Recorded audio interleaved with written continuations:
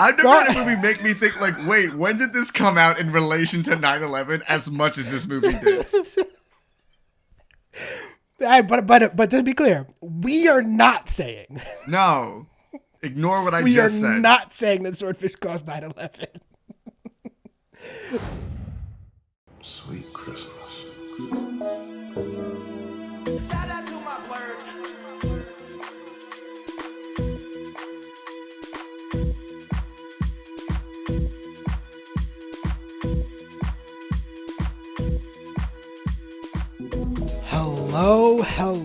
Hello. This is Che. This is Cory. And this is the Next Time On Podcast, a podcast where two lifelong friends discuss all things amazing and all things fetids in popular culture. If this is your first time listening to the podcast, it's like if Gabrielle Shear and Ginger Knowles teamed up to make a world-class podcast instead of teaming up to honeypot a world-class hacker. Is that fair, Cory? Yep. Which one of us is Gabriel and which one of us is Ginger? Oh, we all know the answer to that. We don't have to say it out loud. I actually don't know. It's not true. I do know. In the context of this movie, the one that's worse to be is clearly the female sex object that is Ginger Knowles. It's basically not a person. Not a person. Who just rubs dicks from one scene to the other. That's and I feel like, unfortunately, I have to be John Travolta because I just say a lot of shit that I think makes sense. And it just like happens to people aggressively. And then if you think about me for more than 30 seconds, it's just like, wait, what? No, that's stupid. You got better hair than him at the very least. Thank you. I appreciate that. I have better hair than everyone in this movie. Before we jump into talking about Swordfish. That wig at the end, though. Oh my God, Halle Berry. The wig. Her. Her. His hair and black contacts? And also the goatee thing that he's got going on. Truly horrendous era for fashion, I have to admit. I thought if we had a more popular YouTube, I was going to do that for this, but I did not. It's not. It's not worth it. Before we jump into our conversation about Swordfish, which it's coming no matter what we want, no matter what we do at this point, it's here. Couple of points of business as usual. Don't forget to follow us at Next Time On Pod on social media networks. We're all over the place. And if you haven't already, check out the YouTube channel. Give us a subscribe. We got a bunch of good stuff coming for you in 2023. It should be a good time. And last but not least, don't forget to check out the website, nexttimeon.net.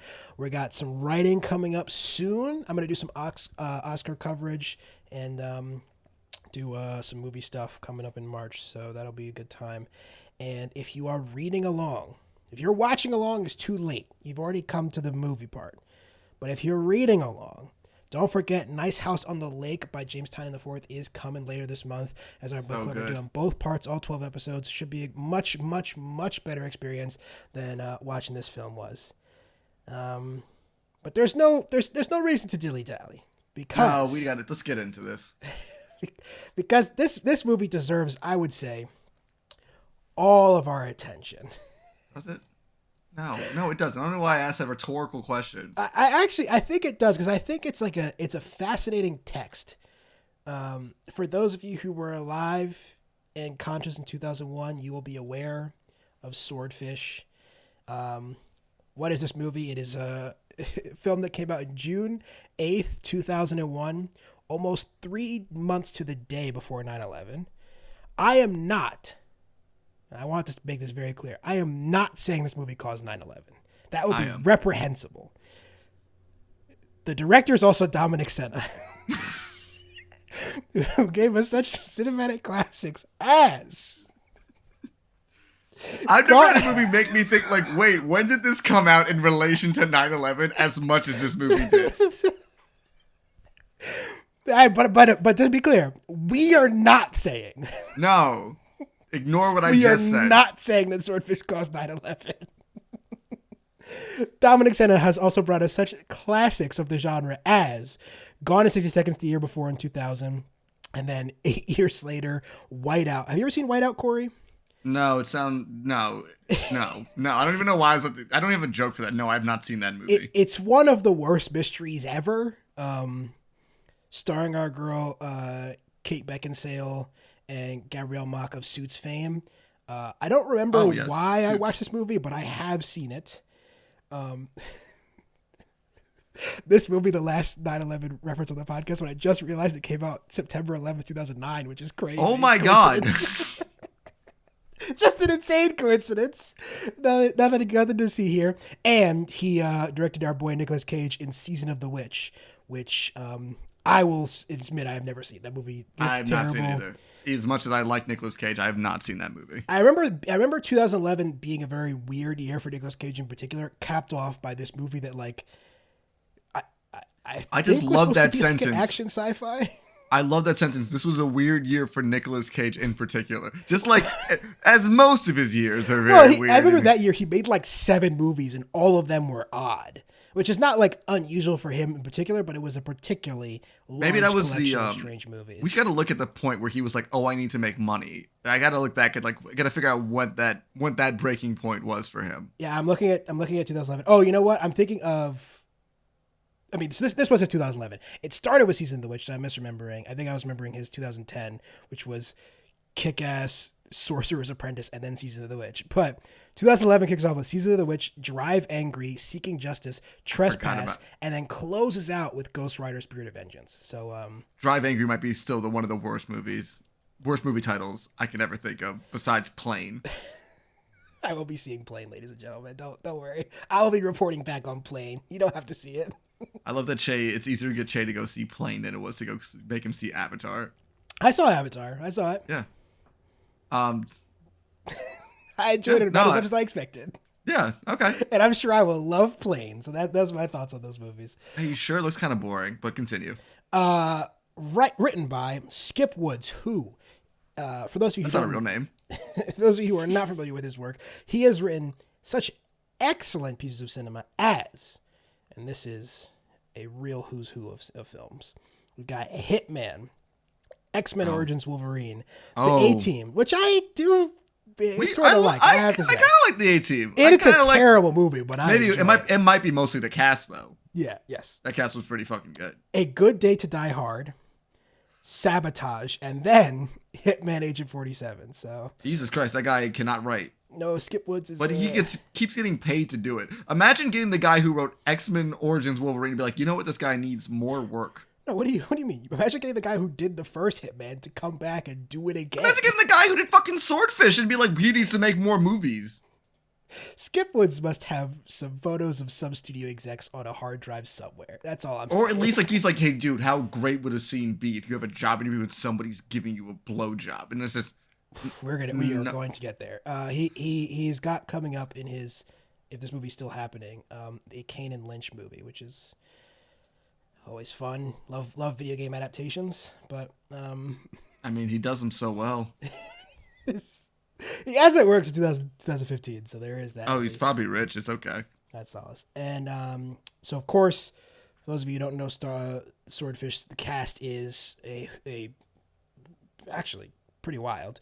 John Travolta as Gabriel Shear, Hugh Jackman as Stanley Jobson, Halle Berry as Ginger Knowles, and Don Cheadle as Agent J.T. Roberts. And this felt as good a time as any to talk about these 4 starring members, because this is quite a movie for a lot of people, and it comes at a very interesting time for them. We'll save Halle Berry till the end because obviously she has a massive career checkpoint that comes shortly after this. But we'll start with John Travolta, who was back in the rut after Tarantino saved his career in '94 with Pulp Fiction. And his 2001 includes not just Swordfish, but Domestic Disturbance, which is one of the worst movies of all time. And I think, not that I respect the people at the Razzies because they're real garbage people, but he did win Worst Actor of the Decade, and one of the performances that's quoted in it is Domestic Disturbance. So do with that information what you will.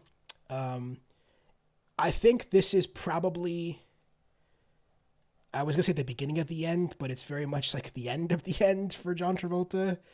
He doesn't really make, I think, anything good until his appearance on American Crime Story. I was happy that he was having fun making this movie. It seemed like he was having a lot of fun doing these insane monologues. I'll give him that.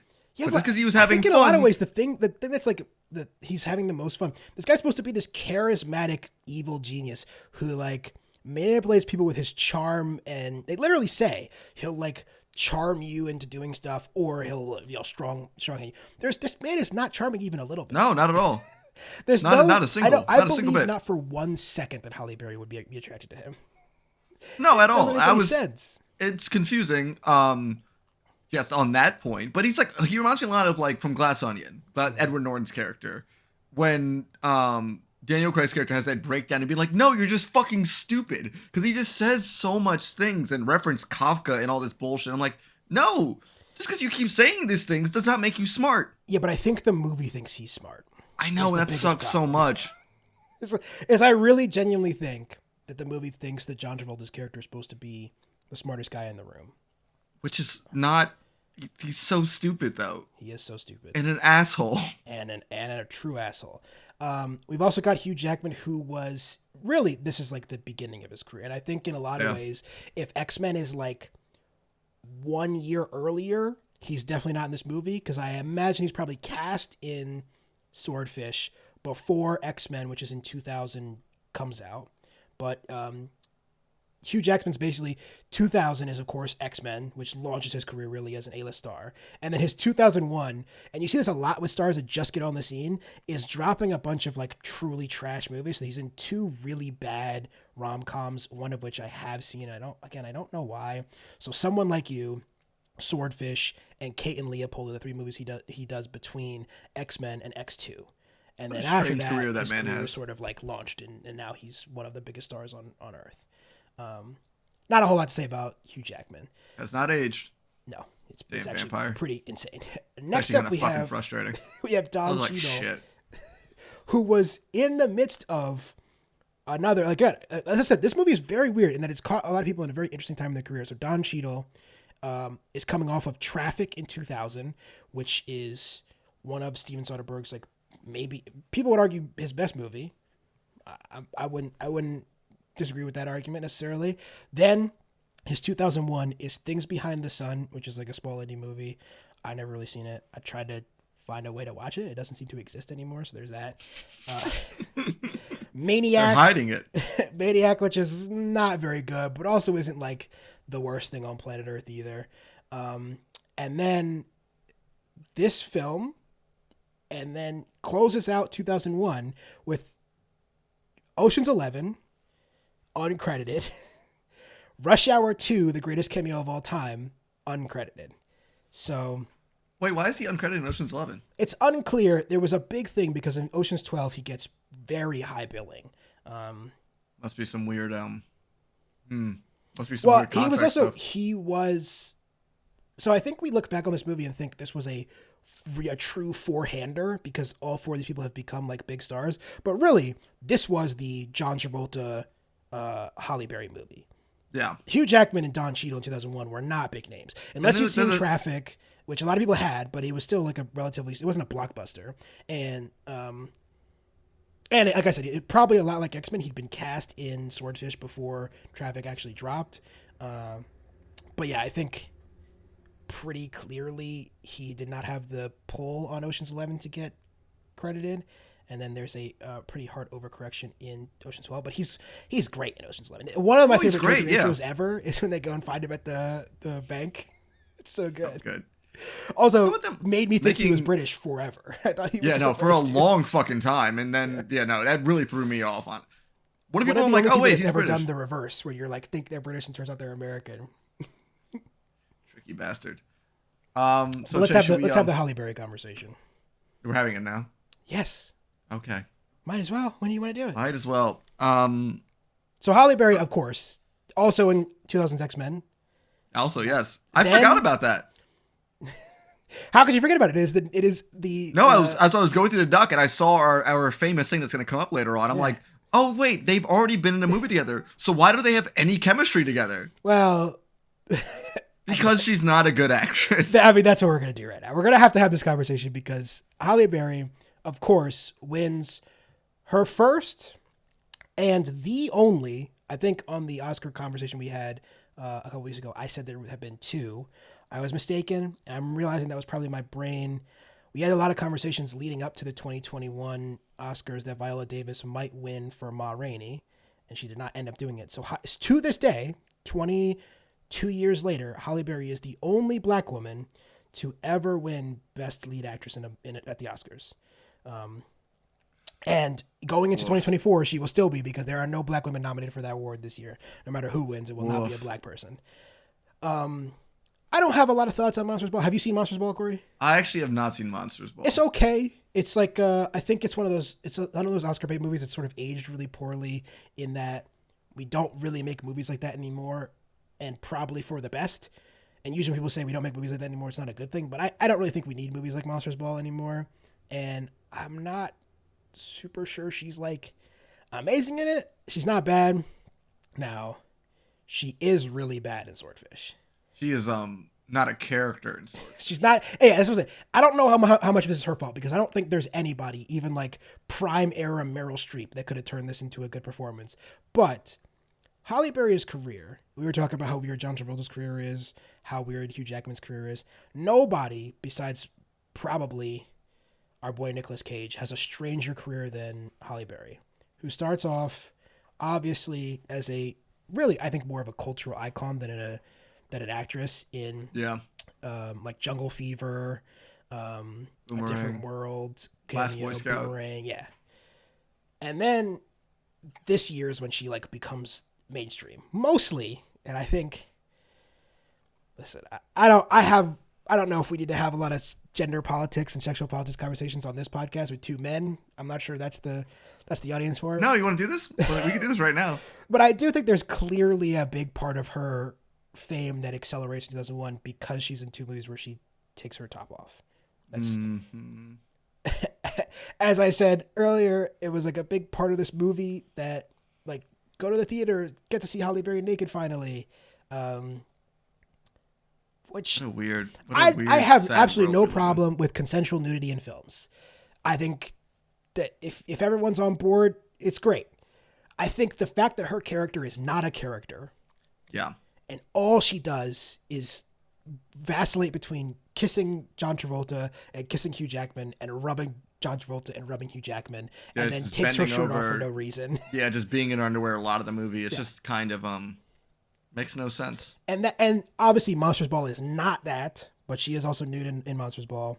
And then from there, I think there's a real argument that she has never starred in a good movie since. Now you could make the argument John Wick is. I'm not counting any of the X-Men. Yes, I don't think. I'm not she's not a star in X-Men. And I'm not counting her in John Wick 3. She was in the movie for like 10 minutes. So I would say then no. No, I don't see anything. I went through every movie that she's been in, and if you eliminate the X-Men movies, which I think there's still a debate that a lot of those are even any good. X2, Days of Futures Past. That's it for me. Fair. Okay. And then of course, Chapter 3, John Wick Chapter 3, Parabellum is good. I think there are people who would argue Die Another Day, the James Bond movie that comes out in 2002, is good. I think it's probably one of the worst. One of those people. Yeah, I think it's probably one of the Pierce Brosnan's worst ones, honestly. Are there? You want to know something that pissed me off today? You know what pissed me off the most today? Yeah. I went on Twitter for the first time in a while. I'll do that. Don't know why. And now Twitter sucks because it just gives you content that you don't follow these people. So they just give you things like without your decision. And I saw a tweet that says, like, there hasn't been a single good comic book movie that had a well-acted women role. And the first comment with so many retweets and likes, shall I let you guess what it was? Don't say Catwoman. It was Catwoman. It was Catwoman. It was fucking Catwoman. It must be some meme, though. Nobody saw Catwoman. No.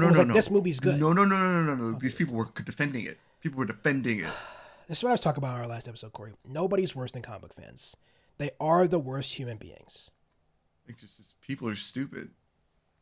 We're not here to talk about Catwoman, but Catwoman is in the long run. Have we done that movie? Yes. Yeah. We have? One of the first. Yeah, no wonder I just blacked it out of my brain. But I don't know. I mean, so I think I was hoping there'd be more of a conversation or a debate about. I wish there was. It sounds like we're both on the same page. Yeah, she's just not good. Which is weird because it's even weirder. And obviously a lot of this has to do with like the racism of Hollywood, but it's strange that she is the one. She's the one that got the Oscar because she's not the best black actress of all time by any stretch. She's definitely not the best in her generation. And I think actually there's an argument that it's the worst thing that ever happened to her career. You see this sometimes with Oscar winners. Yeah, well, it's just too much of a burden. I mean, look at the shit she made. So, like I just said, so after in 2002, shortly thereafter. So again, it's hard to know exactly when casting and production starts, but just the run of stuff she's in after Monsters Ball: Die Another Day, X2, X-Men United, Gothica, Catwoman, Their Eyes Are Watching God, a TV movie. She does The Voice in Robots, which is that's a strange movie. A very weird animated film. This is a weird movie. I remember seeing it. I just don't remember a lot of it. It's very weird. I've rewatched it since, and it's just strange. And then closes out that 4-year run with X-Men: The Last Stand. I mean, it is not. None of those movies are something you would think an Oscar winner would have been in, much less starred in and like kept making. And she made a bunch of them in a row. Is it weird that she's been named Ginger in 2 different roles? Okay, so this is what I'm going to ask you. So Cory is referencing her role in Kingsman: The Golden Circle. I did not remember her appearance in this movie. But no, I didn't either. It's clearly got to be a reference to this movie, right? They're both like spy movies. She's supposed to be her character in Swordfish. There's no way it's not. So a Swordfish is Kingsman 2, a sequel to Swordfish. Is that what you're getting at right now? Well, I think it's like a reference. It's got to be. It might be. I mean, but the problem is, like, why would anybody want to reference this movie ever? I think we might be the only people who have watched this movie in like the last 10 years, I think there are people who love Swordfish, and we will get to the audience feelings on Swordfish in a second.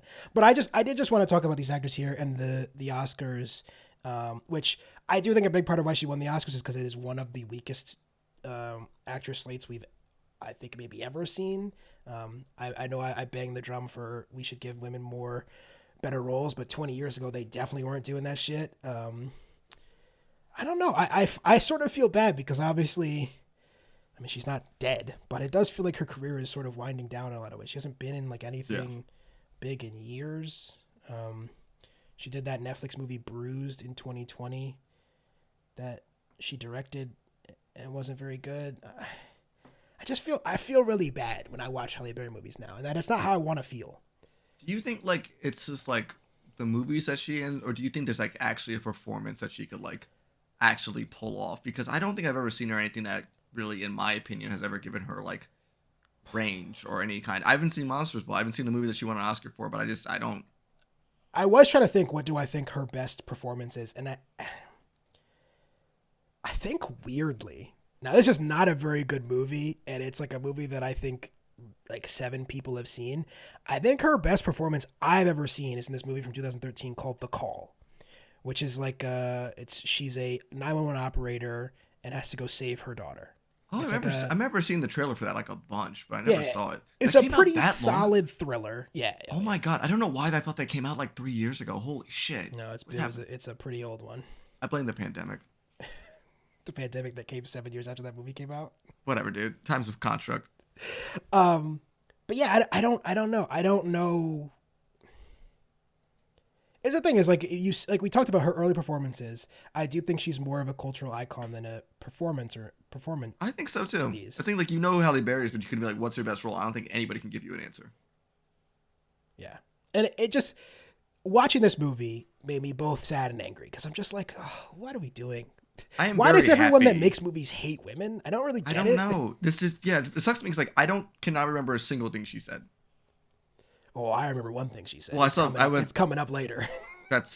It's burned into my brain forever. Besides that one thing, but we should keep on moving. We have a lot to talk about. Yeah, we have a lot to talk about. So I did just want to have a conversation because I think these are 4 very interesting actors, coincidentally caught at a very interesting time in a incredibly uninteresting movie. So it's a rare thing. You never really see this. But I'm going to pass it off to you, Cory, because it is time for our 100-word synopsis where Cory tries to, and this is an unenviable task, I'll tell you right now, ladies and gentlemen, tries to summarize what the fuck happened in Swordfish in 100 words or less. You ready, Cory? Yep, let's do it. All right, let's go. After a dumbass European hacker gets caught by airport security, an insane thief played by John Travolta, has Halle Berry, aka Ginger, bring in a hacker to help him rob a bank. After an intense interview, Hugh Jackman agrees to help in order to gain custody for his strange daughter back from his porn star ex-wife. This is all while being chased by an FBI agent played by Don Cheadle. The movie happens for a while, leading to the bank robbery, which just goes insane. The movie ends with the bank robber fleeing by helicopter. Hugh Jackman learns how to use a rocket launcher and blows up the copter. But John Travolta actually Kaiser Soze's him and gets away where he blows up a terrorist. And technically Halle Berry's there for the entire movie. Did I cover most of it? Yeah, I think that's all of it. I really do think you did a good job. There's a good portion of the movie that just kind of happens for a while. And there's a good portion of the movie that the movie itself even skips over. They're just like, nah, this isn't important. You don't care about the plot. We don't care about the plot. Let's just jump over this part of the movie.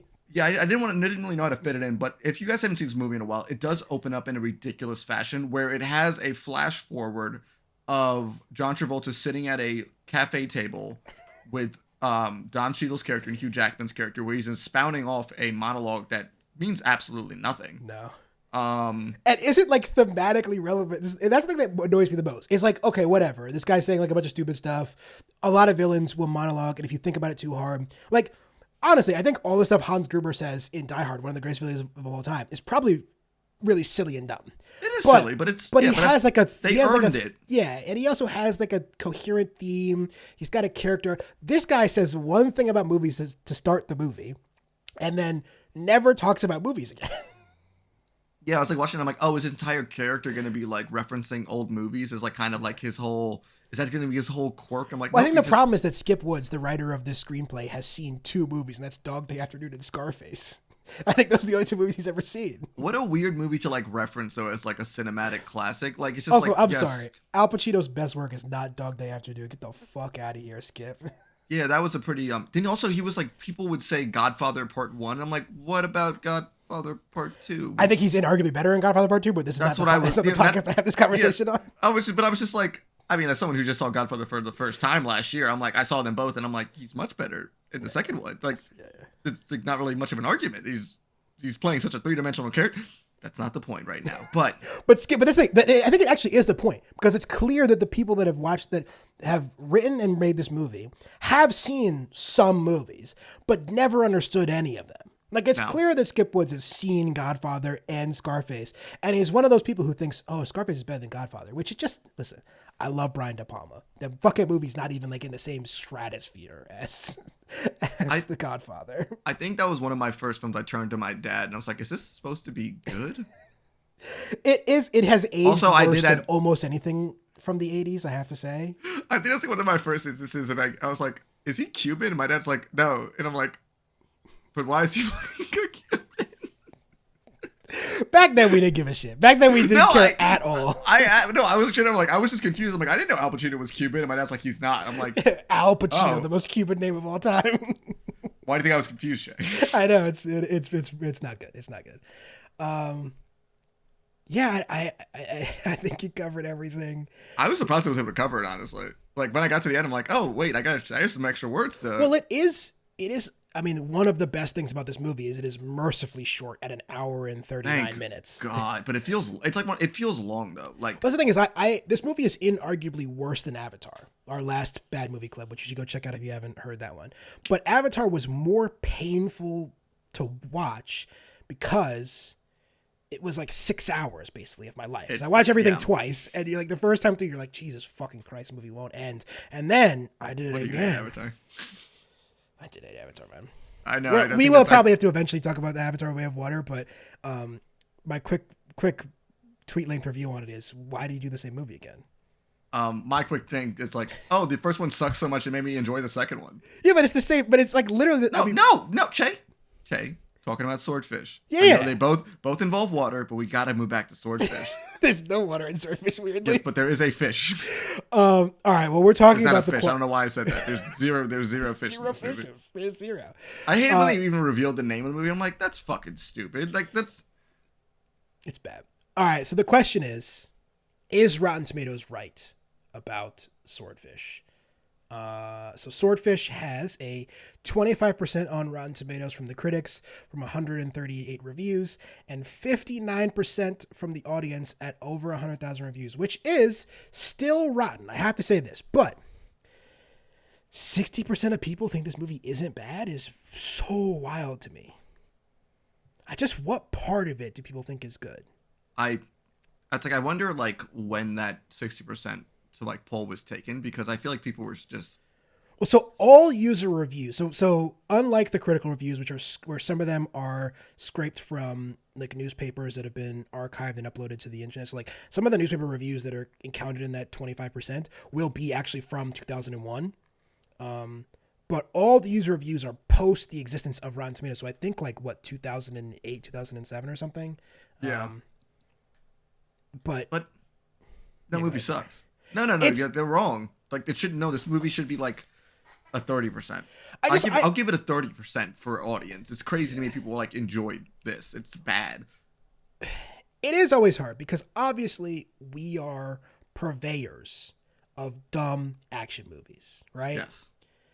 I do think there is a very clear difference between something like this and something like, for example, Violent Night, which I'm actually really curious. What does Violent Night currently have on Rotten Tomatoes? I'm gonna say probably like a 70 to 80. Yeah, so 70% from the critics, 88% from the audience. Damn, good. And it is hard, although much fewer audience reviews at only 1,000.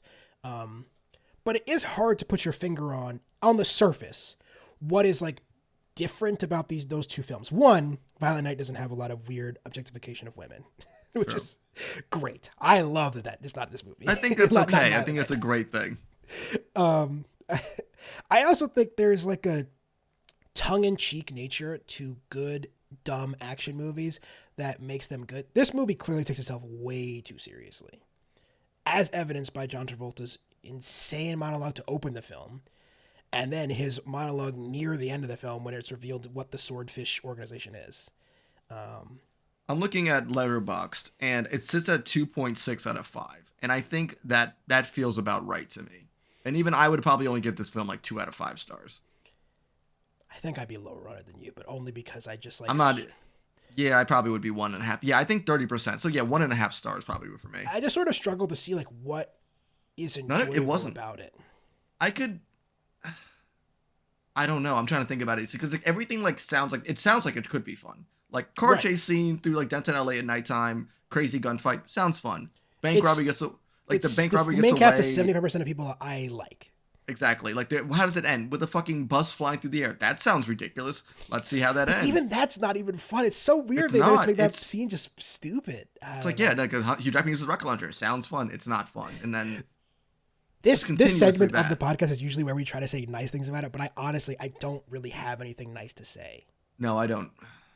Nope, I don't have to say. I think, like, honestly, this movie made me more mad because of how just all around awful it is and how just gross. It's gross. It made me feel gross. Like, many times in the film, I'm like, I just feel like I need a bath. The Halle Berry character is like an extremely, extremely tough hang, and it's not just her. Like, basically, anytime there's a woman on screen, every woman is... His ex-wife's a porn star, like, and like just a porn star who's like her come up and she gets shot in the head. And you're like, yeah, it's like she's like not a character. You just one phone call with her where she's clearly an alcoholic and then gets killed. She's and every other woman is taking her clothes off. It's just like there's no woman in this movie that actually has any realm or character. Even the fucking FBI guys are being like, oh, that guy makes pretty good porn. I'm like, what the fuck is wrong with this fucking movie? Which I get. I think that scene is supposed to be played for humor, but it's just. It feels highly inappropriate to be like, you're in the workplace, bro. Like, imagine, like, just being in the workplace being like, yeah, I like that. Like, what the fuck? That is a classic, like, early 2000s guy in the van trope is, like, a weirdo. One of my favorite versions of that is Jack Black in Enemy of the State. Is his character in that movie. Jack Black's an Enemy of the State? It's Enemy of the State, right? I haven't seen Enemy of the State in a fucking long ass time. You're probably right. He's in the van with let's go. John Voight, and you want to just stop talking about this movie and just go watch Enemy of the State? Enemy of the State fucking slaps. There's an argument that we were not going to have on this podcast that it's Will Smith's best movie, but we'll do that later. So I've actually thought about this, and I think you might be right. I fucking rock with that movie. It's so good. Mostly because Gene Hackman is like a true legend. Yeah, Like, I think you're one probably of the best right. to ever do it. So, Will Smith acts really well opposite old white men. what other movie are you thinking of? Men in Black. Oh, okay. For a second, I thought you meant Wild Wild West. No, Calvin Klein was not that old. Yeah, I was like, he's not that old, and No. it's not a good movie. Hey, first off, how dare you? What did we do with I think that that's movie? I think that's our first one. I think it's our first. Oh my ever god, movie. I forgot. Did we do? Oh yeah, I guess I did watch. I didn't watch it out of pure joy. Should we take a quick break, Jay? Yeah, we'll take a quick break and we're gonna come back and keep talking about Swordfish. So how did you do it? Do what? Break the code. Used a logic bomb, dropped it through the trapdoor. No, you didn't. You didn't have time. What do you have? Scotch. Come on, you can do better than that. I used a password sniffer. Uh-uh. How did you do it? Look, I don't know exactly. I just see the code in my head. I can't explain. Let me show you something. And we're back. All right. As it continues, now we break down to the categories, to the nitty gritty. First up is, I would say, audience favorite. Audience favorite category.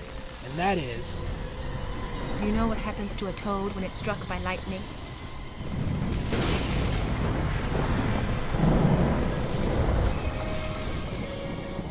The same thing that happens to everything else. award, aptly named for our star today. Yeah, I was gonna ask. Is this the first time we've actually? I think like. Well, since it's like Here she the is. third episode that we've had this category, I think it must No, be. we've had it for a while. I think we have, my friend. I think we have. Let's not go back and forth with it. But I think we've had done. What is the worst line in this movie? There's 2 nominations, and I will say, for me, this movie has, I think, inarguably the worst scene we've ever done in a movie, and maybe the worst line we've ever done in a movie. So I think there's 2 very clear winners, but we will go over the nominations for these. So first up, Ginger. After I don't know what they were doing. After she's like, I guess, flirting with Stanley, and as Halle Berry does at essentially every moment in this movie, she's rubbing his leg. Gabriel walks into the room, calls her, and she jumps like a dog, which is again great. She's a great character. She's an excellent Great character. She can golf. That scene's also just a weird, man. We're not going to talk about it today. It doesn't even make the list. But Ginger then says, and I'm loath to read this, but here it comes. You surprised that a girl with an IQ over 70 can give you a hard on?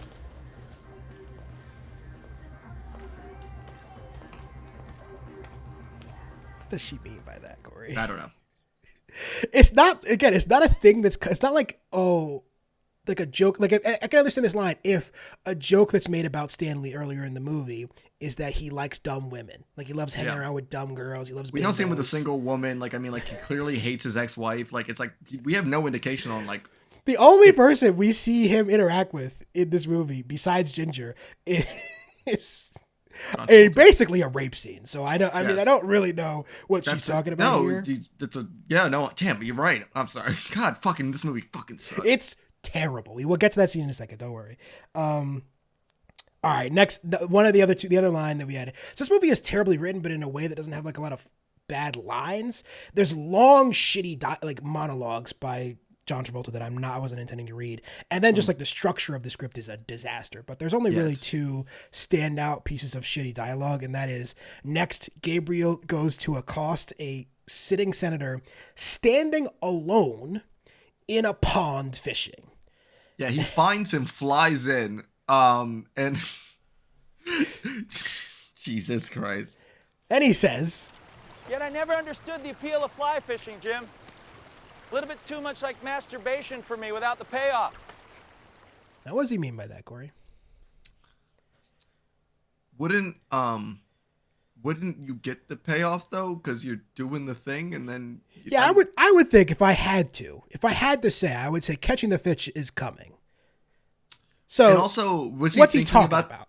Was he thinking about that line in the helicopter ride over there? Because that's the first thing he says to him. It's literally the first thing he says when he gets out the helicopter in the dumbest beret I've ever seen. dumbest person. And then she kills him. But I'm like, And then why just did you kills even... a sitting senator and flies away. It's insane. Man, this movie's dumb. I'm sorry. So we have 2 nominations, Corey. I know what my pick is. Do you have a pick for the worst line of the movie? You have the line that you pick is much worse. It's The gotta IQ be. It's gotta be the hard-on line because it's both nonsensical and it like makes her delivery of it, his like face when she's saying it. It all combines to make me want to jump in front of a bus.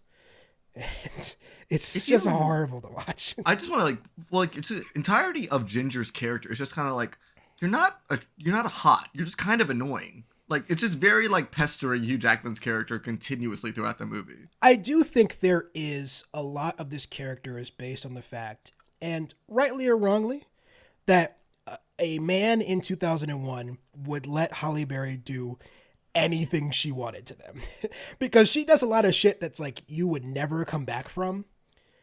And the first thing she says when they meet is like bring up his estranged daughter that he's not allowed to see, and that she like they never met each other before, and he has to like push her out of his. And she didn't even say it like in like a very like a way of being like I can help you get your daughter back, and she's like how's your daughter, and it's like yeah of course you're gonna get fucking yeeted out of the fucking trailer. Yeah. It's like. I think she's clearly supposed to be like a femme fatale, kind of like mysterious character, but that's not.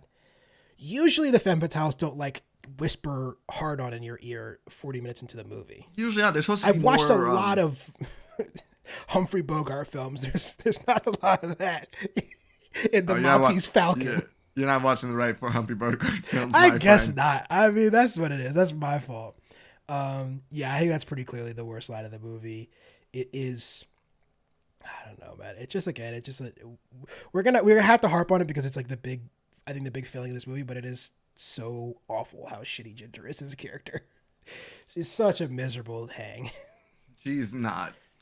And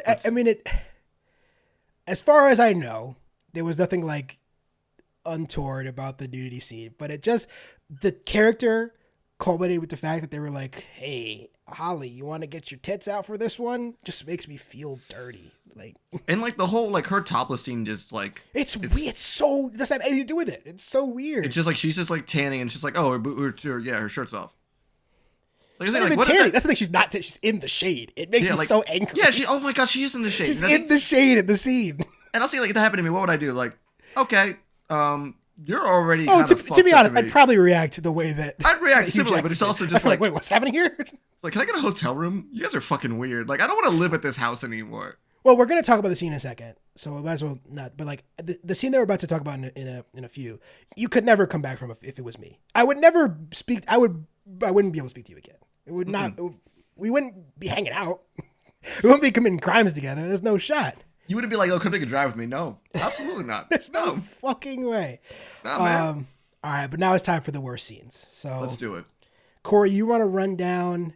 Let's do it. I think I copied over all yours into mine, so they're all in chronological order on my side. All right, let's start out the film, though. Che and I have been hinting at it the entire time, but the opening monologue by John Travolta. Depending on the copyright gods. So if it's in the video, it didn't get copyright struck by YouTube, but if it's not, then that's what happened. But I might just throw the whole monologue up top. I think it's entirely... Hear this shit. You know the problem with Hollywood is? They make shit. Unbelievable, unremarkable shit. Now, I'm not some grungy wannabe filmmaker that's searching for existentialism through a haze of bong smoke or something. No, it's easy to pick apart bad acting, short-sighted directing, and the purely moronic stringing together of words that many of the studios term as prose. No, I'm talking about the lack of realism. Realism.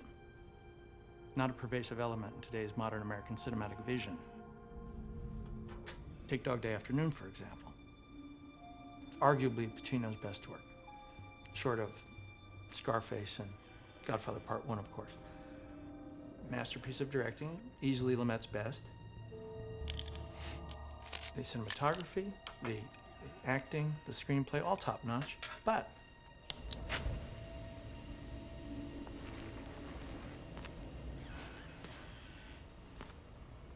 they didn't push the envelope. Now, what if in Dog Day, Sonny wanted to get away with it, really wanted to get away with it? What if, now this is a tricky part, what if he started killing hostages right away? No mercy, no quarter. Meet our demands, or the pretty blonde and the bell-bottoms gets it in the back of the head. Bam, splat. What, still no bus? Come on. How many innocent victims splattered across a window would it take to have the city reverse its policy on hostage situations? And this is 1976. There's no CNN. There's no CNBC. There's no internet. Now, fast forward to today, present time, same situation. How quickly would the modern media make a frenzy over this? In a matter of hours, it would be the biggest story from Boston to Budapest. 10 hostages died. 20, 30. Relentless, bam, bim, one after another. All caught in high def, computer enhanced, color corrected. You can practically taste the brain matter. All for what? A bus, a plane? A couple of $1 million that's federally insured? And if you guys can't, I would recommend just going to watch this one scene. Don't watch the movie. Just watch this opening monologue. Yeah. Because it is batshit insane and has nothing to do with the movie. Well, it's like, so I talk about lampshading a lot. I think it's an attempt to like lampshade the plot, because obviously a lot of his main complaints about Hollywood movies is they're not realistic. And then what follows is an hour and 40 minutes of one of the most unrealistic movies ever. And Agreed. I think the goal is to be like, well, they told us that he hates realism, so this must be real or something. I don't really know what he's trying for here. It's the same thing. I mean, it happened in Velma, and also it's like it was the same exact thing. It was just like it's like this is what the movie, this is what it isn't, but then it actually is, and I'm like, yeah, no, you didn't earn that. The only movie I think I've seen that I feel like it earned it a little bit was The Unbearable Weight of Massive Talent, because that was the entirety of the movie, and at the end of the day, it was a movie in the movie. Yeah, meta works. Meta can work. Commit. If you earn it. Yeah. This movie lost it. Right. I feel like this movie owes me $5. Oh boy, does it. All right, speaking of which, a guy mentioned it in my 100-word synopsis, the dumb hacker, European actor, Axel Torvalds. He gets caught in customs because he keeps both his passports in his suitcase. This is low-key crazy. It's like in a pocket. It's like one of the basic pockets that you just check. Yeah, they don't have to look that hard at all. You probably could have like sewn it into one of like he could have done something more. Well, it's not just that he's like a hacker. He's supposed to be one of the two greatest hackers on Earth, and was like not just their two greatest. He was their first choice. He was like plan A for this multi-billion-dollar heist was a guy who keeps his fake passport just like in his suitcase going through customs. Like, why would you even bring it? Especially because if you think so obviously this movie has no fat to trim. Like we said, it's an hour and 40 minutes. You cut any more of it, it's like an episode of an HBO TV show length. But I wish this part of the movie doesn't add anything to the plot. He's not. No. Like he just gets shot in the police interrogation room. I guess we get like a little bit of backstory about Agent Roberts, Don Cheadle's character. Other than that, I have actually no idea what it's doing in the film. And I think the best thing about that part though was like Don Cheadle's introduction. I'm like, oh, I like this one character. I hope he's in the movie more, and he's really not. He's really not. And I think honestly there was a bit more of him, like because I think every time he's on screen, it's actually a lot of fun because Don Cheadle's having fun, but. That's the thing. And unfortunately, all the other actors are giving him nothing to work off of. I mean, even Hugh Jackman and him are like, there's nothing there. It's just... I would say less than nothing to work off of, to be honest. I feel like he's probably trying so hard and no one else contribute to the group project. He's the reason everyone's failing, but he did a really good job on it. He's doing his best, but that... All right, well, we finally have to acknowledge the scene. So when Hugh Jackman's brought in front of John Travolta, they were like, hack into, what is it, the DOJ in 60 seconds or we shoot you in the head. And then he's like, that's impossible. Thing that he says, yeah, John Travolta's character, Gabriel, knows this is a thing that this is the thing that the best hackers can do in 60 minutes. Quote, I need someone who can do it in 60 seconds. What are you talking about? Yeah, like, no, it's like, then that's impossible. Like, it's like straight up. It's like, no, like, I mean, like, the best person in the world can do 60 minutes. Like, maybe I could do it in half of that. But I could do that in 1 minute? Imagine if you went to the fastest marathon runner in the world, which is, I think, at like an hour and 50 minutes or something like that. I don't know. But let's say it's an hour and 50 minutes. And you were like, I actually need you to run a marathon in 2 minutes. The guy's like, or if you don't, I shoot I you. don't know, yeah, or I'm going to shoot you. And also, while you're running a marathon, we're just going to have this weird lady suck your dick for some reason. So you're going to get sexually assaulted and threatened for your life. So, Che, you have a note here, and I agree with this note. There is no universe or amount of money you could pay me to make me work for you after that. Yeah, this scene is the beginning of John Wick 2. It's like they brought some guy in a room, sexually assaulted him in front of a crowd, made him commit a federal crime, put a gun to his head, and then were like laughed at him. What happens is, in real life, is this guy leaves the room, buys a bunch of guns at the local Walmart because he's in America, comes back and kills everybody. There's no fucking universe where you come back from this. We're not hanging not out. at all. We're not getting drinks later. And then the scene afterwards, Halle Berry makes out with him, and I'm like, no. Not just the scene afterward. They're in the bathroom. They walk to the bathroom in the building where the crime happened. And then she's like, don't leave. I'm like, then why did you make him do that? Like, what were you trying? Like, what was any of that? Why did we have to do any of this? So I don't want to get too graphic because I know a lot of people listen to this podcast, including my mother.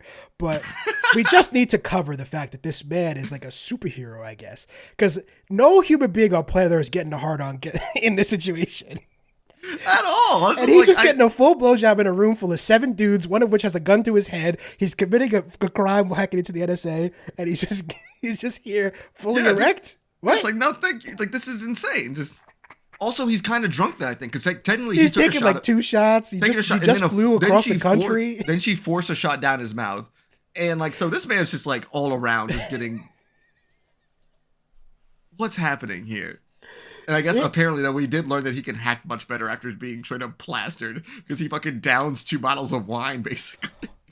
The hacking in this movie, obviously, it went until one of my favorite shows that I talked about on one of our most recent episodes. It wasn't until like Mr. Robot before anyone decided to show hacking in like any way that was accurate at all on screen. But the hacking in this movie is crazy bad. It's to the point where, so in a scene shortly after this, actually it's the next scene, so you want to jump there and then we talk about it? Sure, I can, let me do that real quick. So at this point though, we're trying, like, Hugh Jackman's character is explaining how he's such a good hacker. So Gabrielle's John Travolta's character, just for reference, Ginger is Halle Berry, and Stanley is Hugh Jackman. Gabriel, so how did you do it? Stanley, I used a logic bomb, dropped it through the trap door. Ginger, no you didn't. You didn't have the time. Gabriel, you can do better than that. Stanley, I used a password sim. Ginger, nuh-uh. Gabriel, how did you do it? Stanley, look, I don't know exactly. I just see the code in my head and I can't explain it. And that, ladies and gentlemen, is Skip Wood's writing process in a nutshell. He Googled 2 things that are real. So a logic bomb is a real thing. You couldn't drop it through the trap door. Mostly because that sentence doesn't mean anything, but I'm not like a security software engineer. That's not what I do, but I do know a logic bomb is basically something that you would have had to put in a piece of code you wrote, that when something happens, like for example, a specific user logs in, something happens. It's not a thing you could just use. Like drop in like it's not whatever. It's all not the things he says in this scene are nonsense, obviously. Well, I mean, all the hacking in this movie. I mean, like the whole like he walks into a room and it says like a bunch of monitors because that makes you hack better. And then also it's like he's like, whoa, look at this computer. It's like it's a fucking just like I don't. And even like what the scene where he is hacking though. All right, we're coming up. We'll keep going. I'm sorry. All right, next up. It's like after Stanley drops off his daughter at her house. Whatever. His daughter's also really fucking weird. That I don't really understand. The daughter character is strange. Well, as we've talked about before, there's never in the history of time been a good child storyline in a action movie before. It's just never. It's like it seems like an impossibility to have. Why didn't the director tell her where to look? I think she has a lazy eye, Corey. Well, I'll shut the fuck up then. Che, can you cut that out? I'm not 100% sure, but in the movie, it looks like she has a lazy eye, right? I thought she was like, it just like the way that like her like eye was just like looked like it was like a little bit like off, and no one was doing like look over. I'll do here. a quick Google. If it needs to get cut, it'll get cut. But I thought when I looked at the kid, I was like, that's. I just thought she just had no idea where to look. Well, as an adult, so this is we're talking about Cameron Grimes, I think is how you say her first name. Both of her eyes look normal, so I think we're in the clear. I don't think we've bullied a disabled child. God, this sucks for me. I mean, to be honest, it'd be par for the course for this episode. I'm We're sorry, off the Cameron. rails. It's not my fault. I mean, promise. she's not good, but I mean, she's also like, I think 7 or something. It's just like, I just wanted to, like, I'm just saying, like, directing wise, like, no one was like, okay, look over here. Because it's just like, she seems like she doesn't really know where she is in each scene. Yeah, I mean, once again, it just feels like a thing that should have been cut out of the movie, but we can't cut it out because the movie's only an hour and 40 minutes. We don't have any room to cut things out. And also, we needed to give Hugh Jackman's character, like, extra motivation. But I'm like, yo, man, you know, it's like, it's fine. Just That's the thing. It's just weird to me. I don't think the motivation of not being killed by the psychotic murderer isn't enough. I think we were good there, right? I think that's fine. I think like just a general threat of not dying would have been pretty, like, honestly, just under duress the entire You'll get to time. live and you'll get $10 million. That's That our kind of- deal. That works in most heist films. Yeah. Honestly, there's like, just like, if they stop like threatening him and weird shit, it could be like, yeah, I probably work for you for $10 fucking million. It's fucking fine. Oh, we're going to talk about Gabriel's insane plan and how he like overcomplicates it so much. Well, next up is a hacking scene, which is like, it's like one of those things like we have to show him hacking, but we don't necessarily know what Wait, to do. we skip with it. the chase scene? Oh, I'm sorry. Yeah. So it's just dumb. Che, can you explain the chase scene a bit? Because I kind of at that point I was like, what the fuck is happening? So it just seems like they probably reached a quota in their movie or like a length of time without an action sequence, and like we need you guys to do put an action sequence in your movie. So there is essentially like a non sequitur car chase scene where Hugh Jackman is trying to run away from the cops, and once the cops catch him, it turns out there was no reason for them to be chasing him. Yeah. And then the scene ends. And the whole time, and it's not a very interestingly choreographed action sequence. And then at the end, you're just like, wait, what? What happened? Why do we do all that? I think that's the thing, though. It's just like that happens, and it's like, is this funny? Is it whatever? And it's just he falls down a fucking like steep cliff and doesn't die. And like also to me, Hugh Jackman, like, where are you running to? Where you going? Well, where you going, brother? The scene starts with him getting out of a car he was in. Yeah, he's Hugh Jackman's character is not really smart. Except for when he needs to be, that he's the smartest man on planet Earth for some reason. Speaking of him being very smart, his hacking scene. I love it. I actually love it, to be honest. It's ridiculous. It's so ridiculous. Like, he has a whole, like, you know, spinning around the chair doing, like, woo! And it's just, like, who works on a computer like that? Like, that's, okay. What was he doing in that scene? I don't know. I don't know what he's trying to do. I don't know what the point. So, like, he's obviously, it's part of the hack to get the money into the bank. Yes. They have to like make a worm or something. All the made up shit they say. Sure. I don't know what this step of it is though. No, that's not entirely clear. And then he's just like alone in a room, typing and talking to himself, and clearly losing his mind. It's like just like a lot of this noise. Oh my god! Like just that over and over again. But you're right though. After that, I mentioned earlier that he's just like kind of probably plastered because he's already gone through like a bottle of wine. He goes down to find another one. And then he finds the corpse of John Travolta's character in the freezer. And then he's like, whoa. And he doesn't really go back to that because he doesn't ask any questions. Like, it's crazy to me that he's just like, yeah, don't ignore that. I'm like, no, I don't want to ignore the fact that there's a dead body that looks just like you. The first thing I'm doing, now it turns out this would have been a bad move, but the first thing I'm doing is going to the DEA agent and being like, hey, so there's like a dead body that looks exactly like Gabriel in Gabriel's basement. It's not hidden all that well. It's actually out in the open. He definitely wanted me to find it, but it's there. Yeah. It's like, what should we do about this? Yeah, like something fucky's gonna happen with this dead body that looks just like him. It's honestly to me more of like Hugh Jackman took you this long to be like. I really, really, really want to talk about the dead body later because I have like a ton of questions. I do agree with your point though, because like I feel like at this point in the film it's pretty much a general hacking film, and that at this moment it becomes a different movie. Yeah, it's the next 38 minutes are crazy. Because at this point, then like John Travolta reveals his whole insane plan that he's actually working for the U.S. government, but not working for the U.S. government, and no, I think he's supposed to be like a secret agent, but yeah, he's one of those secret agents that only one senator and the president know about. I guess not that you can see the president, but yeah, Black Cell apparently, and it's just like it's the Swordfish program. Yeah, and then he was told to stand down, but then like but he's like super evil. And then like at the end of the day, he's not that bad of a guy, but it's like he still murdered a lot of innocent civilians. And it's like, he is a bad guy. And the whole film's being like, don't you want to see the good guys like win basically? Like, but no one in this movie is like a good person. I kind of hate all of you. So let's talk about the bus chase scene, because that's our last worst scene. And then I do want to talk about the ending of this movie more in depth. So in depth, someone there's more than they thought about it. As is always the case with this podcast, is we put way more thought into these movies than they did. Corey, you want to go over the bus chase scene, or you want me to do it? Yeah, I got it. Okay, so after they robbed the bank, they were like, we need a plane to get us we need a bus to get us to the plane so we can fly away. And the police are like, get them what they want. So they get in the bus and they're driving away. And then instead of making the turn to go to LAX, they plow through and go into downtown LA. Immediately they just barrel through a cop car and a sign, which would not, that bus is not moving fast enough to deal with that. This is like speed on speed. It's really what it is. And then, oh my God. And then the bus gets picked up by a helicopter. Yeah, you heard that right, ladies and gentlemen. The bus gets picked up by a helicopter. And they're flying it through downtown LA.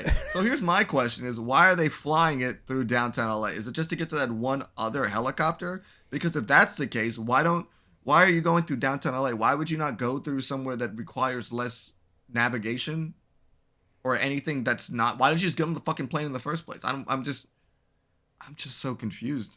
Oh, I'm so confused. I mean, I've said it before. I'll say it again. Gabriel's plan, it couldn't make less sense. Yeah. So basically, after general shenanigans with the bus being a helicopter, shit crashes, shit goes to hell, and they end up on a roof. Where Gabriel has a fueled up helicopter to make away with his money and gets away. Blah blah blah. Don Cheadle's characters on the FBI are on their way up to the elevator. And Hugh Jackman and John Travolta tells Hugh Jackman, they're like, hey, whatever, get your money, bye-bye. And he gets in the helicopter and starts flying away. And for some reason, Hugh Jackman's like, no, I must kill this man. He's like, just has this inclination to be like, I gotta kill this guy. I mean, to be honest, like I said before, I would have been trying to kill this dude this whole movie. Waiting till first time I met him. Like, waiting till this exact moment to be like, I gotta murder him this badly. Like, he's like, at that point, I'm like, you know what, I'm washing my hands of this. I'm good. Yeah. I'm good. Yeah. But so the helicopter takes off, starts flying away. Hugh Jackman finds a rocket launcher, loads it, and just fires it dead on and just blows up the helicopter. Listen, I can't even do that in GTA.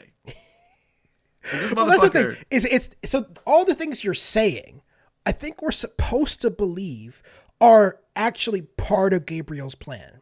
Yes. Down to, and this part is unclear to me. I think the crash landing is supposed to be part of the plan. I'm assuming that's the case. Like maybe the helicopter was supposed to go down, his body was supposed to be in it, but that's a stupid plan. Right, especially because in theory, there's a man flying that helicopter, because I don't think we have autonomous helicopters in 2001. No. And the guy flying the helicopter just has a corpse that looks exactly like Gabriel in the back of the helicopter. Yes. And that guy, he's got no questions. Or yeah, he knows he's gonna die. Yeah, what's the question? How's he supposed to get out of this whole situation?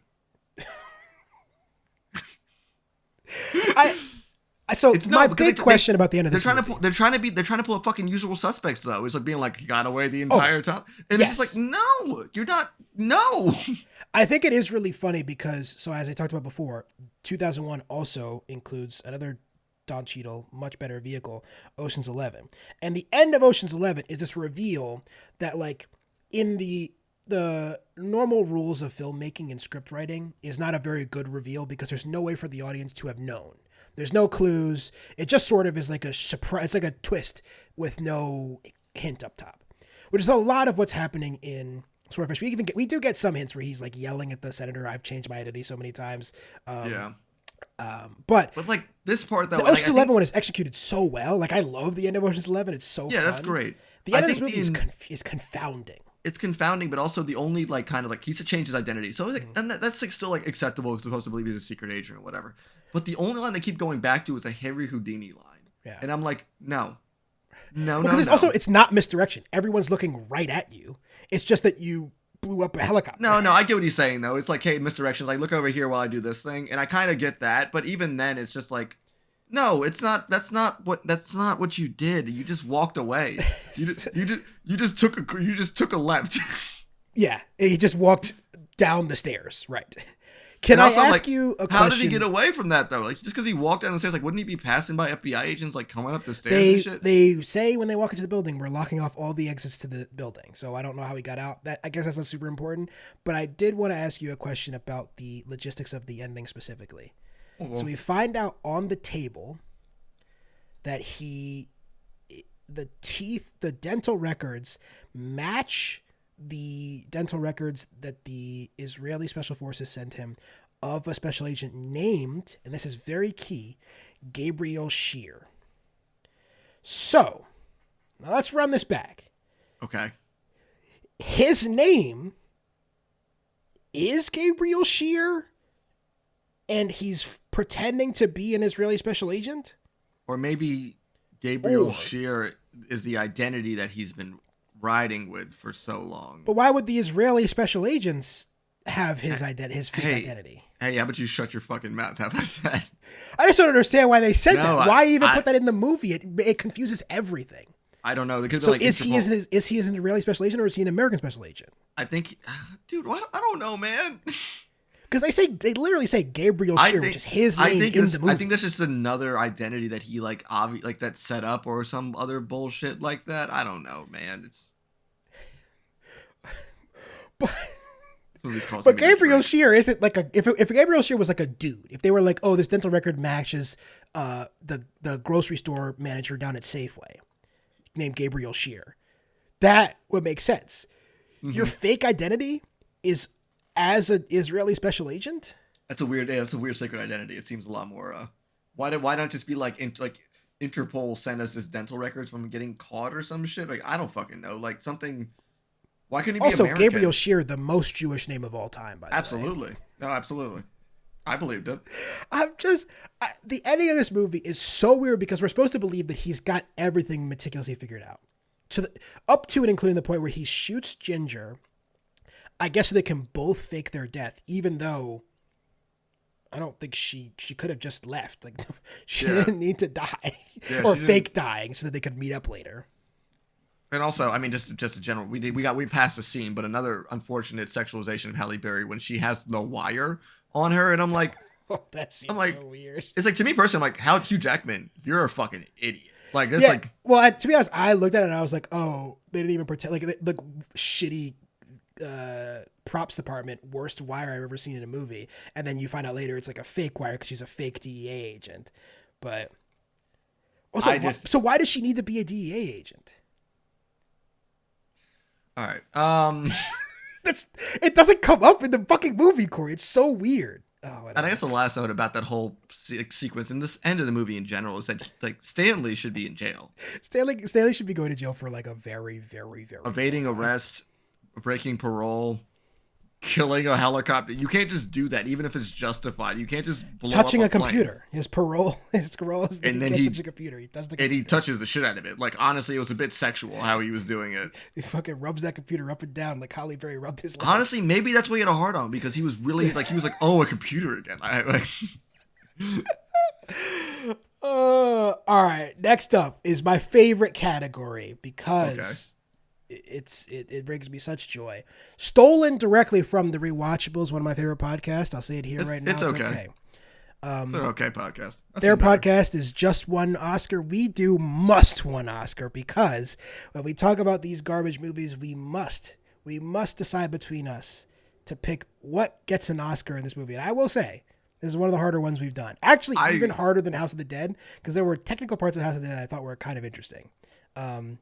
I was just kind of unfortunate. I'm mad that I was like, I didn't want to pick anything. And I begrudgingly agreed with Che. That's the point.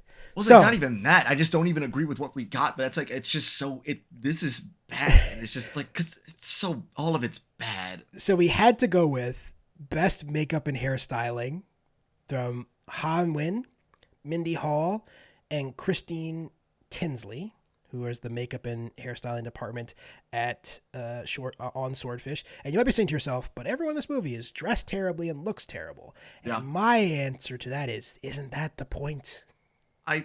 John Travolta wears, I think, some of the worst suits I've ever seen in my life. Halle Berry is supposed to be sexy, but most of her outfits are just like not good. I don't have a ton of opinions on Halle Berry's outfits, I'll be honest. I just remember thinking, they're all the same, aren't they? to me, it's supposed to be it's all just like red shirt, black pants. Like, I just remember how many buttons are we going to open for this scene? I think the scene that she shows up at Hugh Jackman's trailer, I'm like, that's a horrible outfit. And it's like, I think in 2001 it probably fucked though. I think that was like a hardcore outfit in 2001. Oh baby, can you put on this Halle Berry Swordfish outfit?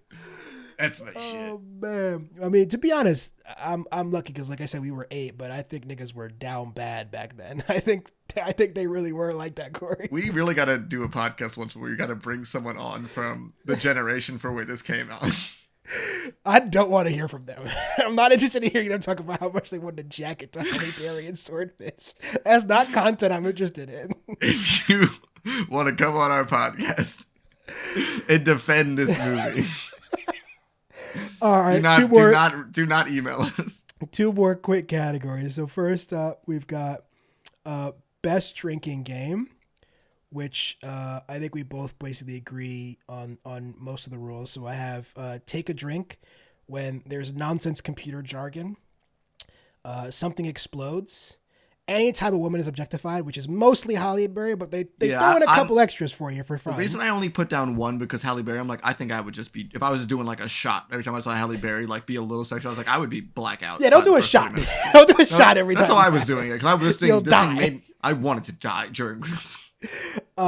I also take a drink. There's a close up on typing, which is obviously the most dynamic shot in movie history. When you watch a man slam his fingers haphazardly into a keyboard with no concern over what buttons he's pressing. I just love when he was like, just like being like, woo, to himself. It was like, it was so weird. It's like they just had no idea how to make it exciting. And this guy, Hugh Jackman, just kind of fuck around for about 30 minutes and we'll just like cut this up and put it into the movie.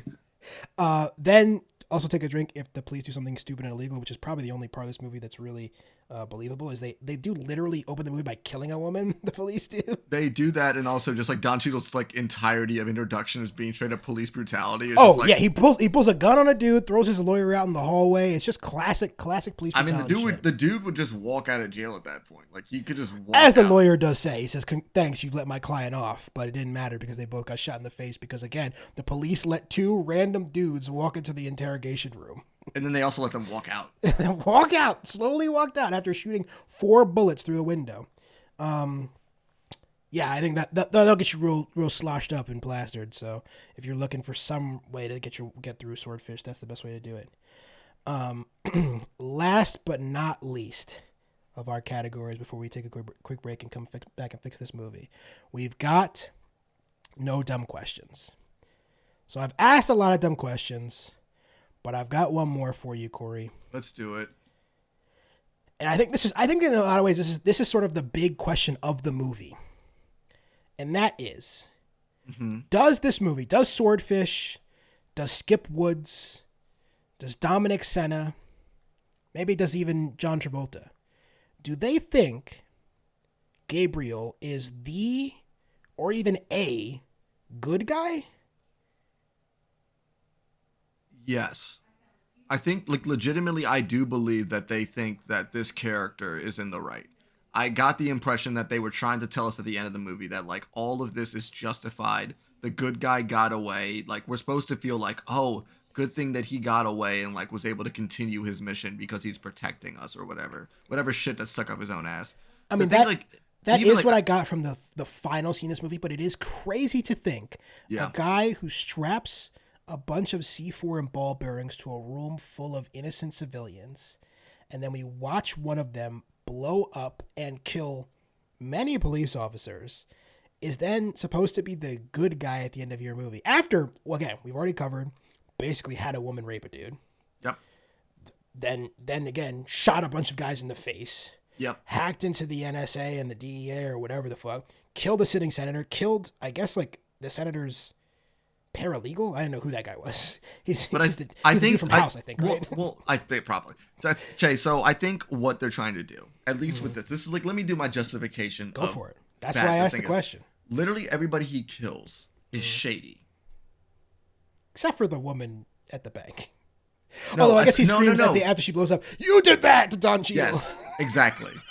100%. That's exactly Even what though it is. Don Cheadle did not put the fucking bomb vest on. No, her, he did not. But I think the entire point of it is just like he didn't want to do any of that. But everything that he did was a justifiable action to be able to end up. Because even at the end of the movie, they were like, another terrorist died, and it's just like. And I think the movie itself is telling you that, like, oh, bad guys are necessary for the good thing. But the problem with this movie is it's fucking stupid as shit. So it's not. I think basically my point is, and I think you're right. I think I agree with you. This movie thinks that Gabriel is maybe not the good guy, but a good guy, or at least a bad guy on the side of good. He's like the Punisher, and I know these white boys love the Punisher. I love that white boys are so much like the system's broken. We need someone to like fix this. I'm like, no, man, what? They might be right. They might be right, Corey. How do we know? I mean, they're not, but they might be. I'm done with this episode, man. I think it's fucking crazy. It's like kind of in a sense everything I despise about this country is the last 3 minutes of this movie. I think so too. This guy is basically a thief, a murderer, and a myriad of other terrible things that he admits to himself. But he's the good guy because he's fighting for America, and he's willing to kill all the brown people we don't like. I hate it, man. I hate it so much. Do you have a dumb question for me before we take a quick break? You know how many white people probably love this movie after 9/11? That's the thing is I did actually try to find a couple of reviews because it comes out in June. And then I don't think on DVD it probably was by September or October. Dropped on DVD is October 30th. So I couldn't really find a lot of discussion about 9/11. I feel like I didn't hear about this movie until like people were watching it on DVD. Like older people I know was watching this on DVD. It did not do it did like I said, it did okay. So Swordfish it did I think 147 million at the box office. Yeah.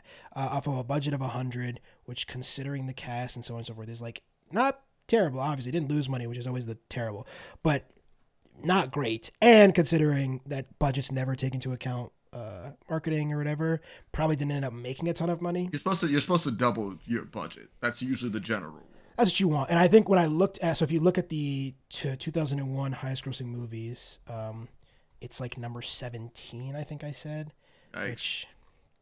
which is like, again, not terrible. Bad name. I don't know how the hell you pitch this movie or like make a trailer for Swordfish is one of the worst names. We haven't covered that yet, but it is one of the worst names of a movie ever. It's pretty wild. So Swordfish is number 34 at the domestic box office. It only made 69 million in the year of 2001. Now, again, that is a year that gets basically slammed in 3 months later. This movie, the theaters are shut down or whatever. Yeah. So obviously a big part of that is 9/11 and how that like affected the box office, but making $69 million. I mean, this movie made less than What Women Want, the somehow even more reprehensible piece of garbage movie. Oh my God, I forgot about What Women Want. About women. It's about that. Brought to you by Nancy Meyers, though, so maybe I'm wrong. Maybe that movie isn't offensive to women. I don't see why it's not. I mean, I'm sure that the main actor is definitely not problematic whatsoever, and I'm sure he's fine in the movie. For those of you who don't know, it's Mel Gibson is the star of What Women Want, which is a movie where he can read women's thoughts and then uses it to have sex with all of them. And then is the plot of the film. And it's supposed to be like, oh, look at this guy. He's learning about women and their sensitivity. And it's like, I think everything's bad. There's a scene in that movie where Marissa Tomei is crying outside because Mel Gibson won't fuck her anymore. It's so depressing. Ugh. Let's go to break.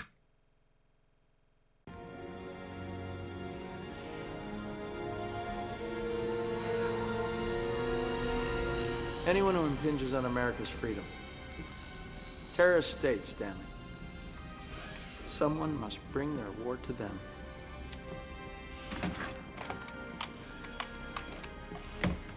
They bomb a church, we bomb 10. They hijack a plane, we take out an airport.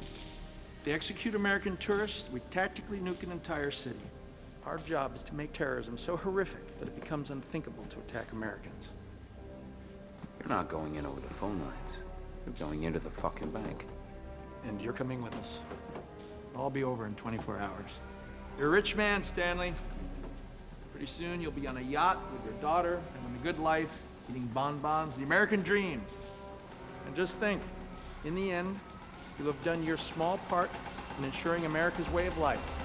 You're a hero, Stan. And we're back. All right, ladies and gentlemen, welcome to the offices of Bishop and Shabazz production. We're going to remake, but I think the consensus of this has always been we're remaking it in a sense that this movie hasn't existed before. So this is not remaking Swordfish. We're just making Swordfish, but good in the year 2023. And we try to generally keep the same concept behind the film, but obviously... Yeah. I'll be honest, I'm cutting a little bit of the stuff out, but we'll get to mine in a second. We're going to start with Corey's Swordfish production. All right, when you're ready, Corey, jump in and run down your 2023 Swordfish. Okay, I'll do that. So for my Swordfish, I think I kind of want to still keep the spirit of the film. Mm-hmm. I want to make a bank heist with some bullshit hacking involved. I'm going to kind of still set it in the mid-2000s, even though it's created today, just because I want to do that bullshit hacking thing. But I want to kind of keep it accurate, but I'm still trying to have fun with it. So instead of having someone who looks like Hugh Jackman be our hacker, I want to kind of go for a bit more of an everyman thing. But I think what this movie... You mean somebody who looks like a hacker? Well, somebody looks like a person. But also, come on, fucking Hugh Jackman hanging out in a trailer by himself and still come on, fuck off. It is we didn't really cover his trailer. His trailer is classic Hollywood doesn't know what dudes do. Never. But I'm gonna put Jonah Hill as my main Hugh Jackman character. Because I think what I want to do is make a witty comedy, a bit more leaning into, because I couldn't tell if this movie wanted to be funny or not. And I think with this movie... I don't think the movie knows if it wants to be funny or not. No, it's not. Yeah, and I think with this movie, you have to kind of do it a little tongue-in-cheek because it's ridiculous. But this movie didn't understand it's ridiculous. And I want a movie that's very over-the-top with its, stupidity, but at the same time, I want characters to seem kind of smart. So instead of John Travolta, I want Lakeith Stanfield to be my monologuing asshole villain. But with this time, I actually want him to be saying things. I actually want him to be likable. And I don't have the motivation for this film yet, but I actually believe the audience needs to walk out actually thinking, is this person a good or bad person at the end? Not like with Swordfish, where it's no, he's an asshole and a bad person. But who's kind of a good person. I want this to walk out and be I want the kind of conversation to be was he was he a necessary evil? And that's what I kind of wanted to go for with it. I didn't speak of my writer or my director. I'm doing F. Gary Gray. Recent years straight out of Compton, but I was basing this a lot off of The Italian Job and kind of the tone I was going for. And with Che's suggestion, I was trying to come up with somebody witty and fun to talk. So I did Rhett Reese, mostly known from the Deadpool movies. To round it out, though, I have the crew instead of who's not just going to be a stand-in character. I kind of actually want her to be an undercover agent. And not do this insane thing. You want the part of the movie that they seem to emphasize to actually play into the plot? Absolutely. Strange way to write a film. Yeah, so hold on. So she's not an FBI agent, so she's still just there for no reason. Yes.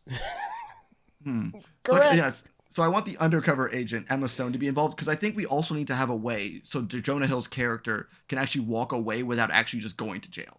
Because at the end of the movie, it just seemed like Don Cheadle was yeah, he's cool. But there needs to actually be some kind of out with him. Or at least have Jonah Hill and Emma Stone escape post this movie. Because I think everyone needs to go their separate ways. I think this movie's supposed to end everyone going their separate ways. Also, Keith Stanfield's fucking dying. I think he's going to die. I don't want to do that bullshit. He's fucking dying. And the other crew member is LeBron James. But okay, so the detective character. Honestly, I'm looking at his face on my screen and I forgot you put LeBron James in your movie. It's just crazy. It's crazy. You're a crazy person. We talk about it. He's just, he's another part of the crew. We got to have people, got to fill out the crew with muscle. I just realized, so Corey asked me before when we were writing down all this stuff, he was like, is Steven Soderbergh too crazy a pull for director? And I was like, yeah, I guess maybe. And then he goes, Jonah Hill, Emma Stone, LeBron James, Lakeith Stanfield, Don Cheadle. That's my cast. Well, I couldn't afford the director. That's, I guess, you know what? Fair enough. And Don Cheadle is my detective character. And Che laughed at me, but I think Che said, you want to remake the movie? This is a sequel to Swordfish, actually. I just understand how it's a sequel. Oh, so Don Cheadle's just playing the same character, and he has to investigate essentially the same crime 22 years later, 100%. Just committed by different people, and one of them's LeBron James. Well, no, LeBron James is in the crew. He's not the muscle. One of them's a 6'11" motherfucker. Yeah. Fair enough. Hey, I'm not mad at it. LeBron, he needed something to do after he was playing the NBA. Oh, LeBron is actually playing LeBron. I'm kidding. LeBron James is just being in the movie. There's nothing more than just me being like, I got a lot of money to make this movie. Yeah. I mean, I have this. I love the idea of Rhett Reese. He's a great. Although I didn't love Spiderhead, but other than Spiderhead, he's a real like excellent action comedy writer. But yeah, besides my like joke answer with that, even though I would like him to be in my movie, LeBron James is great. No, listen, I think if anything, this would be a very solid Netflix movie. I'm not saying this needs to be in theaters. I'm thinking this would be really solid to watch on your couch. This is Red Notice too. That's your pick. Oh, how fucking dare you! I thought I had a little bit more clout than that. This is at least. There are parts of Red Notice that I was like, "This is fun." This is at least Extraction. Oh, I can't wait for Extraction 2, to be honest. Me neither. I mean, that first movie fucking rocked. Yeah, it did. All right, Che, what you got? Give me something better. All right. Yo, mine's a fucking adult version of a straight to DVD film. All right. I gave you shit, but I do really like a lot of the stuff you were doing. I just think it's funny that you're like, I'm gonna like maybe save a little bit of dough on the writer director, and then you went ultra hard into the cast. It's just, again, I respect it. So see, I picked a group of people like they probably want to hang out. I'm gonna put them in somewhere tropical and let's just like let them hang out for a little bit. It is true. If this movie is like, instead of in, we didn't really cover this. I guess that's L.A. I think it's LA. Yeah, it's LA. Instead of being LA, if you were like, oh, it's shot in Naples or Milan, you could probably get all these people to show up. Yeah, I think it would be a lot more fun to definitely like put it. It doesn't have to be strictly domestic. I mean, it could be anywhere, honestly. Yeah. All right. So my rundown. So I have. I'll start with my director, who I will say it was pretty fucking difficult because I was just scouring IMDb and my memories and everything to find a female director who makes like good action movies, and it is still a thing that we have not, like, there's not been a ton of them, but Gina Prince Bythewood, who is probably most famous at this point for doing The Woman King, but also did The Old Guard on Netflix, two I think really solidly made action movies. I would like her to direct this. My backup was S.J. Clarkson, who I have loved a lot of her TV stuff. She's mostly done, up until this point, TV stuff. But I'm going to hold off on my opinion on Clarkson until we see Madam Web, because I think there's a chance Madam Web is not good.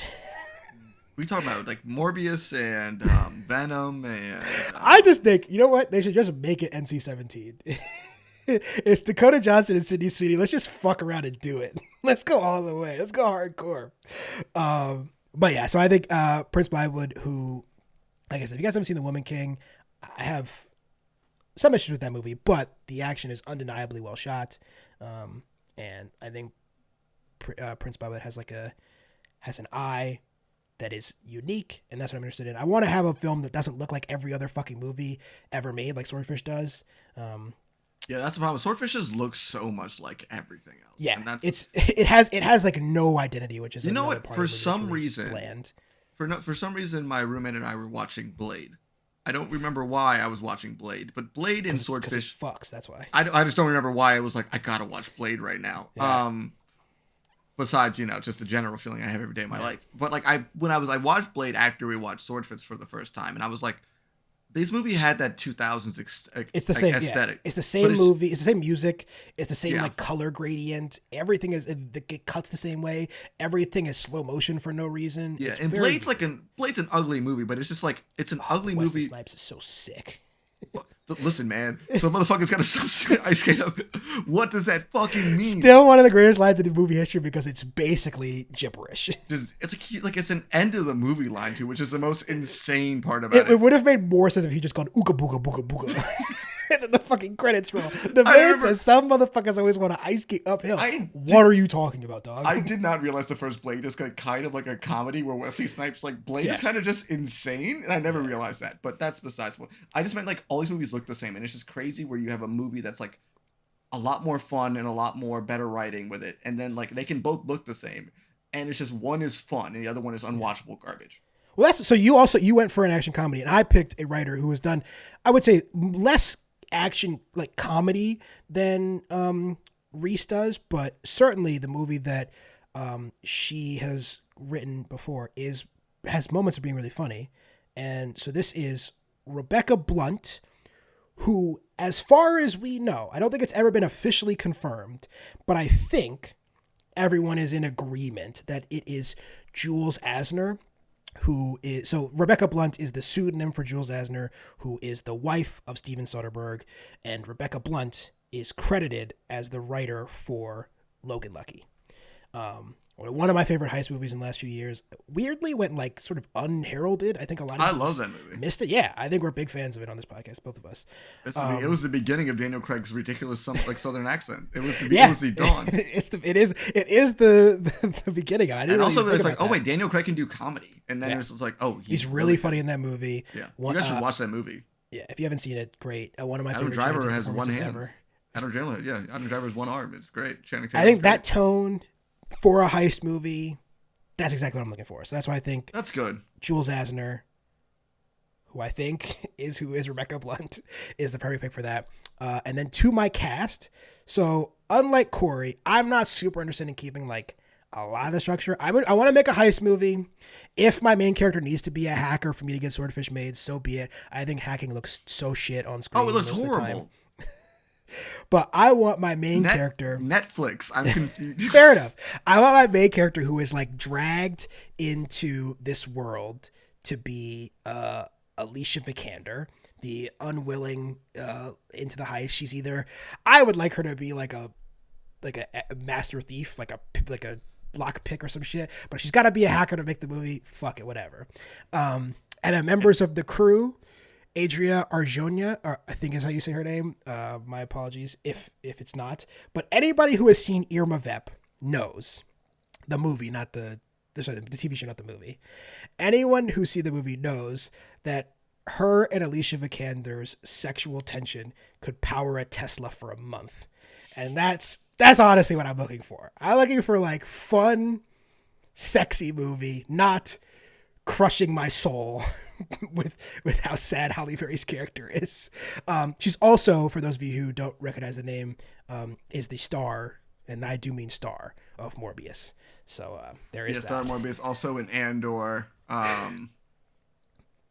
else has she been in? She had a banner 2022 and 2021. So you guys have almost certainly seen her around. Pacific Rim Uprising. She's all over the place. Also, Jay Ellis, who I would love to catch right before his star explodes from Top Gun Maverick, also in the crew. Another handsome guy hanging out with beautiful women is my favorite type of movie casting. And then my mastermind, who I've talked about before because he is a true evil dickhead on this show, is Claes Casper Bang, from most recently Bad Sisters, but is just like a great Danish actor who you've seen in a lot of stuff. Also was in The Northman from last year. He was in The Square, one of my favorite movies from the last decade. He's just, he's got like this towering figure. And I think physically on screen would work really well against Alicia Vikander, our prototypical heroine. And it just has an ability to play a real awful dickhead, but can be really charismatic too, which is I think what they wanted with John Travolta, but completely failed. Just failed. I mean, I think that's the thing. I think this movie lives on the mastermind character. Yeah, like it has to. It lives on the mastermind character. Like Hugh Jackman's character is my Jonah Hill character. It's not what's important. I want people to come and just like come here for the monologues. Like the monologues have to be fucking stellar and not what the fuck whatever John Travolta was fucking doing. Yeah, and I like John Travolta's voice too. It's just, you know. Yeah. We didn't have the John Travolta conversation, but that's okay. We can save it for later. I'm not entirely sure. I'm sure he'll believe pop in up John somewhere Travolta. along the line in these, Che. We're doing the fucking Face Off? No, I Oh. mean maybe. I really want to do Battlestar. No. What is No. it? Battleship. No, Battlefield Earth. Battlefield Earth. There you go. No. One day we'll do Battlefield Earth. But last but not least, I also this is not a sequel unlike Corey's, but I do want to bring back Don Cheadle just for the fun. Actually, you know what? No. This is actually, it's funny because Che's movie is like the sequel to my movie, but not actually connected whatsoever besides Don Cheadle. So Don Cheadle's the Benoit Blanc of. He's the Rosario Dawson of the Swordfish universe. Yes, but at the same time, just like Rosario Dawson has not much to do with the plot. Yeah, I think there is a. I just would love to see a movie like this. This is why I spend so much time crap. But femme fatale characters are great. They're a lot of fun. I think they're often bungled and mangled by weird dudes who seem to write scripts with one hand. But I think and also Alicia Vikander has proved that she's like a great action star. For those of you who haven't seen Tomb Raider, it's structurally a disaster, but all the action sequences she's so good in. They make a sequel to that?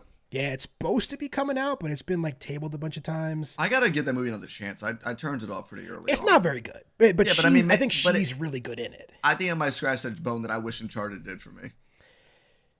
Yeah, another one that I was not very good, but I loved Tom Holland in that movie. So. No, Tom Holland's having a great fucking time. But it's just like I've never been watching a movie. I'm bored by this pirate ship. It being is taken through the air. weirdly slow for. I mean, I think they both suffer from that. They're both weirdly slow for movies that are about people, running for their lives through the Andes and the jungles trying to find treasure.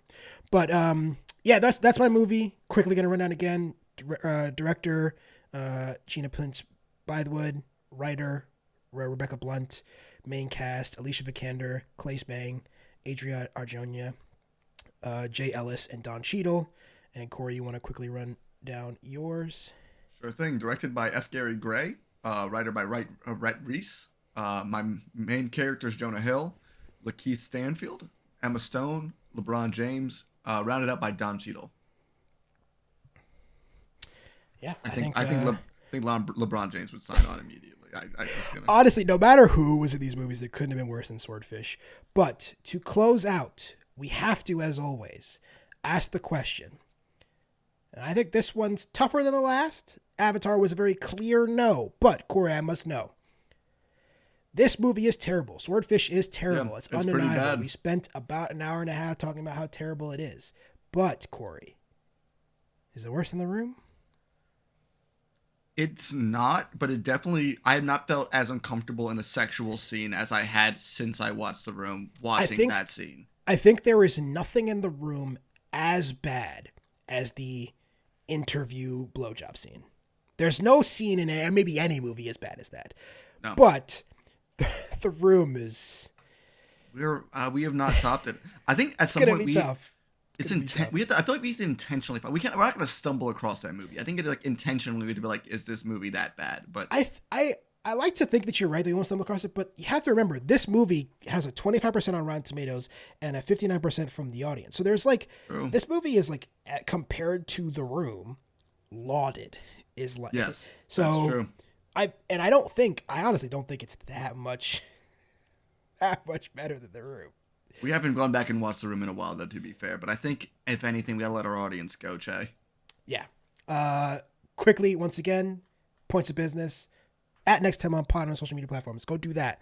If you haven't already, follow the YouTube. Subscribe. If you're watching the YouTube, also subscribe. Really helps us out. Drop a like if you liked it. And don't forget, next up, not next episode, but coming soon is going to be our Nice House on the Lake book club with James Tynion IV. So if you are reading along, giving you plenty of notice to crack out those 12 issues. I did want to announce, because it is my turn, so I might as well just announce it now. Let's do it. Next month's movie for, I guess technically it is February's movie or whatever. We'll figure it out when we're doing it. I want to do Domino so bad. The 2005 film Domino, starring Keira Knightley, which is like a fever dream action movie.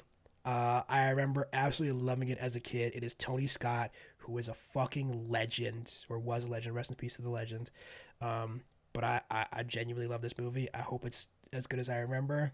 What the fuck is this movie, Jay? You've never seen Domino? Oh, I'm excited No. for Cory to experience Domino, ladies and gentlemen. Look out for that episode in your feeds. It's going to be a fun one. Oh, I wish you could see Cory's face. If you're not watching YouTube, you're gonna come over here and check out Cory's face. Anything else for the people, Cory? I think I hate you already. I've been Che. I've been Cory. We'll see you guys next time. Bye.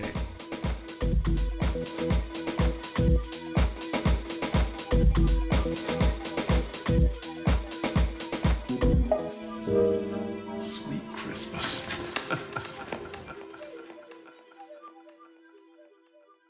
A former model who is now a bounty hunter. Based on a real life story, by the way. No, it's not.